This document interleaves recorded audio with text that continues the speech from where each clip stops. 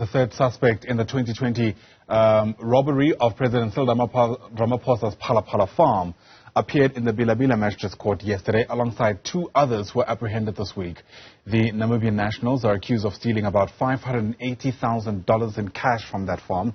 Now, this latest development was preceded by some kind of back and forth between authorities here in South Africa and those in Namibia on when and how the suspects fled and where they were initially apprehended. Let's get your reaction from the Namibian side of the border. Bring in journalist Eliaser Ndeyanale, I beg your pardon, who is live to us from that side of the country. It's great to have you on the program, so thanks very much indeed for making time. And yeah, that's my first question. I mean, this is a story here in South Africa that involves our president and therefore receives a considerable amount of attention. But as a start, how much attention is this kind of development getting in Namibia? I can't hear you very well. I was just asking for you to paint the picture for us of how much attention the story around theft at South African President Cyril Ramaphosa's farm is receiving in Namibia.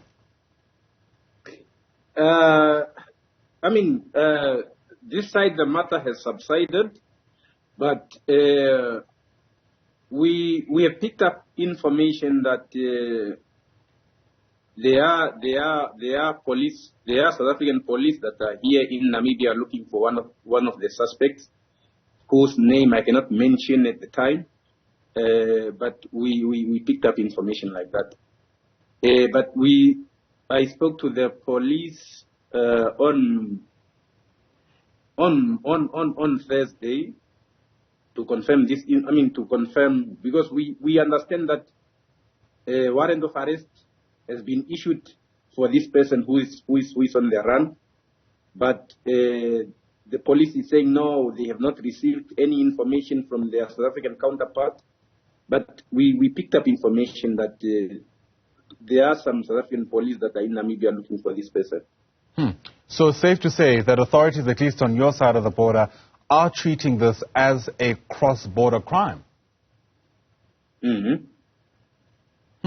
What else have you been able to ascertain around how far down this actually goes? Because at some stage, there were allegations being made about the involvement of the Namibian president there assisting his counterpart here in South Africa. Yeah, there were allegations like that, but our president denied that he has assisted his South African counterpart, although there were information to say no.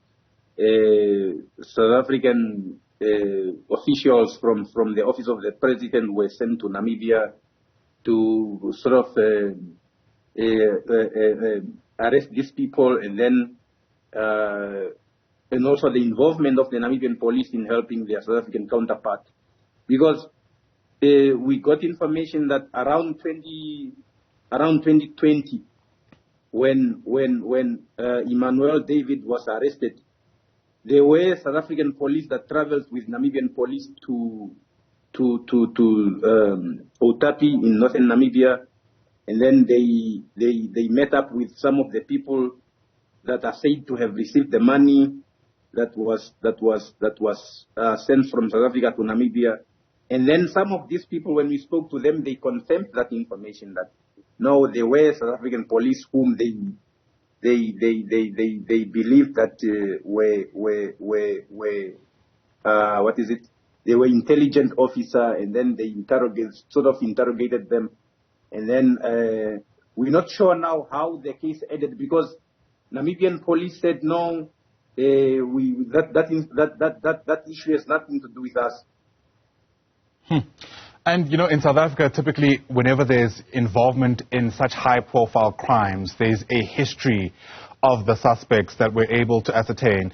I wonder if there's any information at all about who these three people are, at least those with ties to Namibia, and whether or not they've had a run-in with the law before. The information we have is that some of these people were born in Namibia. They grew up here, and then later on they moved to South Africa with their parents, or their parents lived in South Africa, and then these people now, their kids followed them there. And also, we have on the record some of these people confirming that no, they have indeed participated in that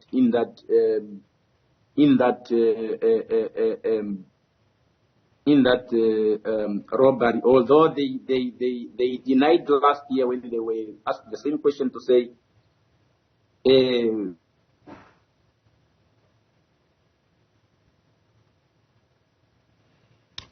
Oh, what a pity. It looks like we've lost our connection there to our guest. We're speaking to Eliaser Ndeyanale. I beg your pardon, Eliaser.